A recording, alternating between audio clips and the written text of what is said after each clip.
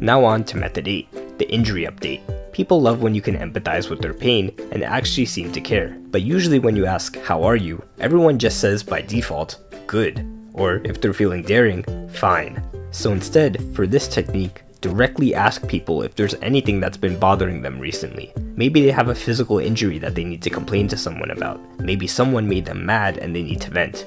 Or maybe they've been having a bad day and they just need someone to talk to. You don't need to be a therapist, but you just need to care. The group chat. If you meet new people really often, but can't convert them into your friends, this is for you. Obviously, what you need to do is hang out with them regularly. But for that, you need some kind of way to contact them. So if you ever get a chance to do some activity with at least 3 or 4 people, and you feel like everyone had a good time, immediately create a group chat. Make sure that you are the first one to suggest the idea. And if you need a reason, just say it so that you can get together and do the same thing tomorrow or next week. That way, you get everyone's number, and even if the group chat goes quiet, you still have a bunch of people you could potentially ask to hang out with whenever you want. Method 10. Do them a favor. It's often said that friendship is about 2 people who provide value to each other. So, when you meet new people, you could use the conversation to figure out how you could be valuable to them. Maybe you're an expert at something they need help with. Maybe you might have a common interest with them. Or maybe you're just nice to them. And if they return the favor, or they act really nice towards you, that's probably a good potential friend. Method 11. Ask them for a favor. Here are some examples of things you could ask. Could you tell me where this place is? Could you watch my stuff for a minute? Or even, could you introduce me to this person? Because not only does this show them you trust them, but this allows them to look really nice and generous without much effort. And also, people like to feel useful. But whatever you do, don't constantly expect favors from people if you never do anything nice for anyone, because that's not friendship, that's just networking.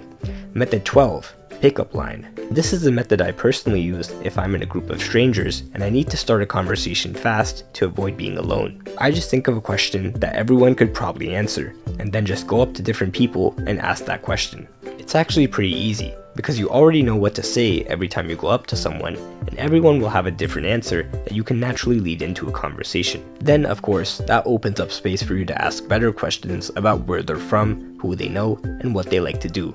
All because you had the courage to just ask that first random question.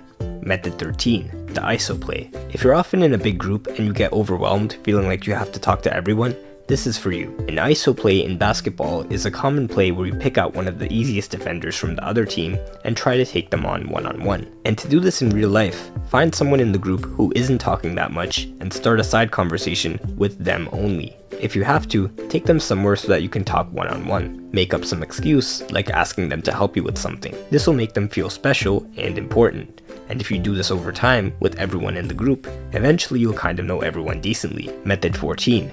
Act like you're already friends. There's a saying that goes, if you go looking to find friends, you'll find very few. But if you go looking to be a friend, you'll find many. So instead of trying to find people who will treat you like a friend, you go out instead and treat people like a friend as soon as you meet them. You can do this by flying past the awkward and polite stage and just going to the stage where you're lighting up every time you see someone, you're making fun of them like a friend would, you're saying their name a lot, you're patting them on the back, you're play fighting with each other, and in general, you're treating them like someone you've known for a while. This is one of the most powerful methods, but as always, be careful, because with great power comes great potential to be weird. Method 15. The activity buddy. When you meet someone, ask them something they've always wanted to do, but haven't gotten around to doing. Then offer to do that thing with them. This way you're basically asking them to hang out, but it doesn't seem desperate because it's framed as you doing a favor for them. Plus, this is a perfectly normal reason for you to get their number, and it works on literally everyone. And lastly, method 16, which is the fastest possible method we currently know of.